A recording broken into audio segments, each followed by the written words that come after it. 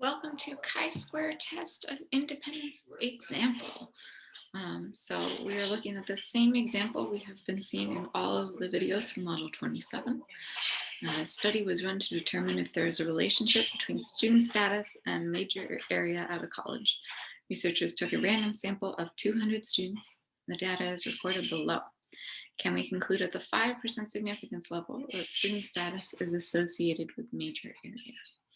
So we have our data recorded. And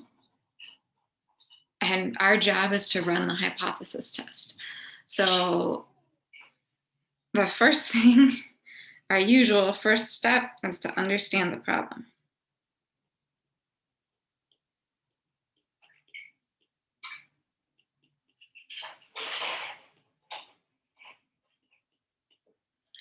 So anytime we are looking for an association or a relationship between two categorical variables, it means we are doing a chi-square test of independence.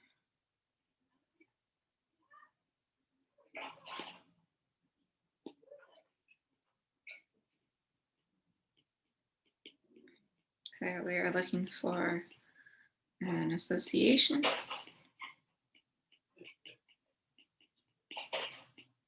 or a relationship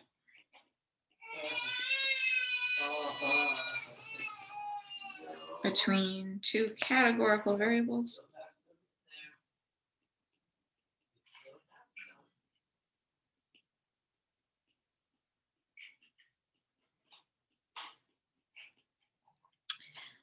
so this will be our chi-squared. That's the Greek letter chi squared test for independence.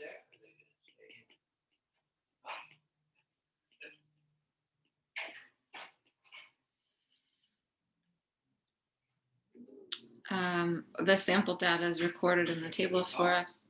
We have a random sample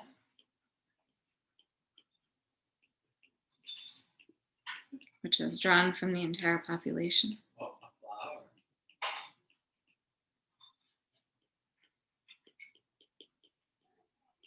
Yeah, you're just throwing things everywhere, aren't you? Yes, you are. Step 2 was our hypotheses.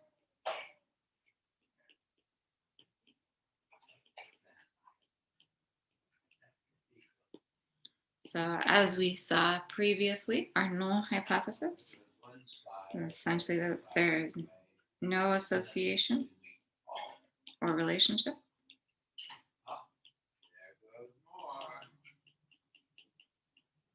between student status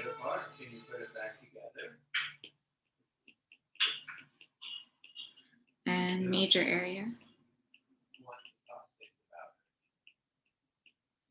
at the college. And our alternative hypothesis is that there is an association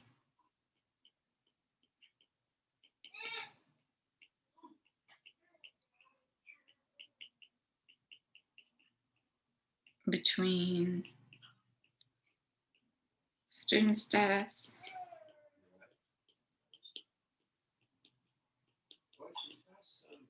and major area.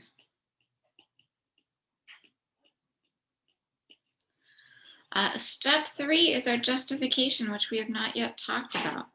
So the justification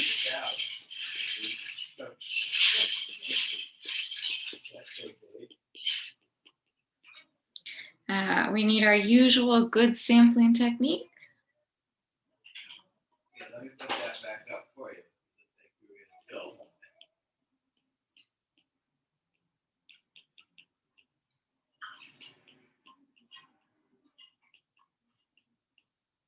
So we have that it is random and drawn from the entire population.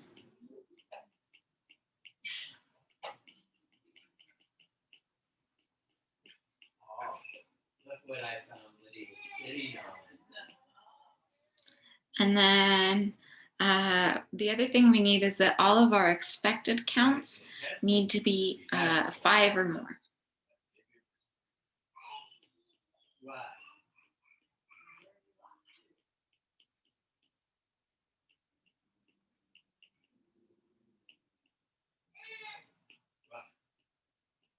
Oh, look what Grandma's doing. So we found our expected counts using Desmos. We also did them by hand, but this does require some calculation in advance.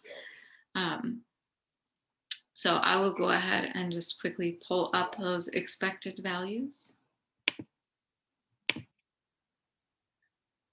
So the expected counts in the handmade table we created in the expected counts video. The expected values we have from Desmos, they match. So you can see that these two rows correspond to the inside values of our table, just ignoring the total row and column. So in this case, all of our expected counts are 5 or more. So these are all 5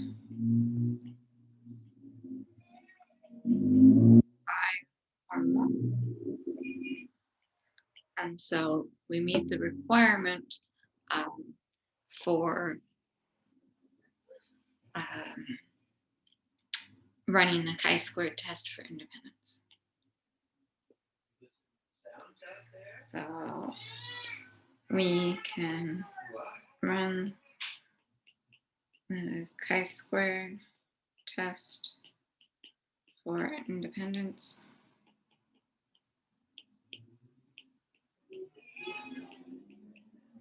Because a good sampling technique was used.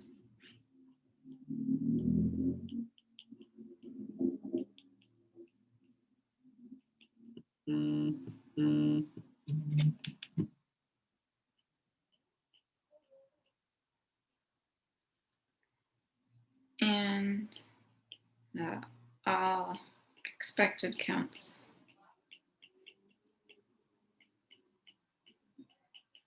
were large enough. What are you doing there? Are flowers going to grow? So that's our justification. Oh. Next up, oh, look at the flowers. We have understanding the distribution, which isn't really needed here. So we'll do steps 4 and 5 all together. We'll just use Desmos.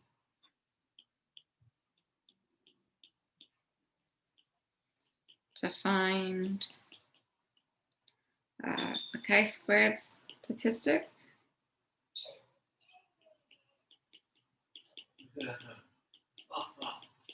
The degrees of freedom and the p-value.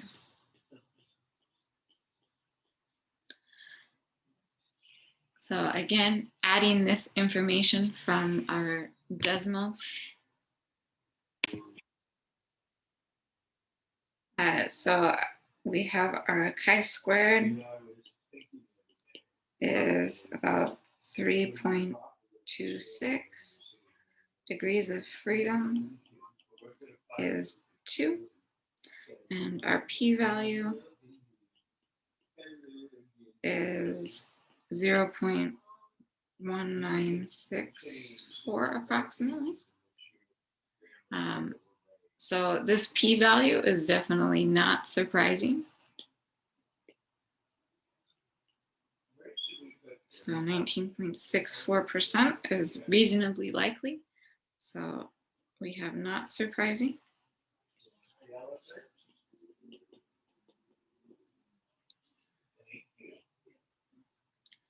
So thank you. Would you like the elephant? If we do our p-value interpretation, we have there is 19.64% chance of picking a random sample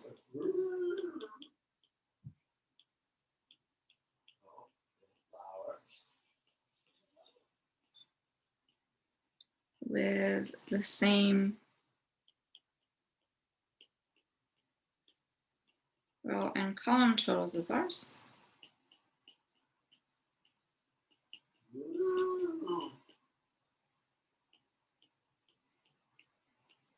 which would have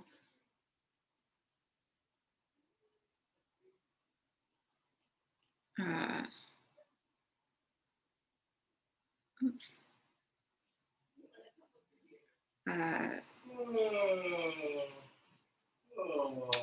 values as far from the expected count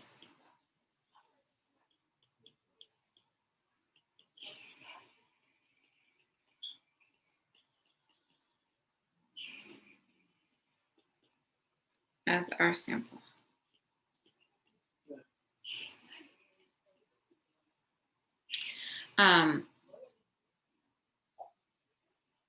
If there is no association.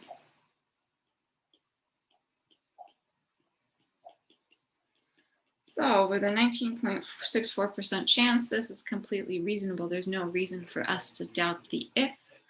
So for our final conclusion,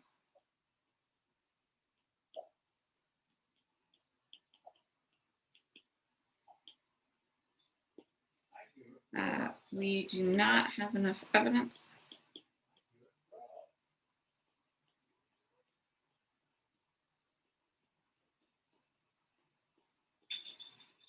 at the 5% significance level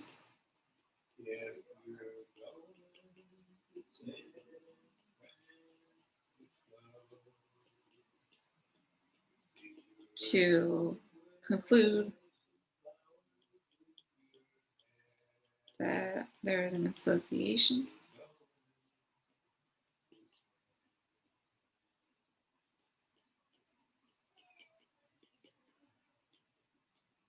between student status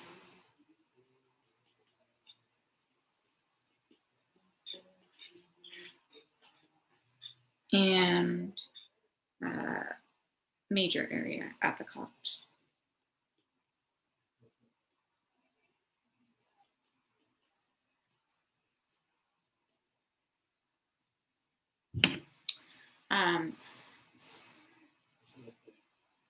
So that is running a chi-square test of independence.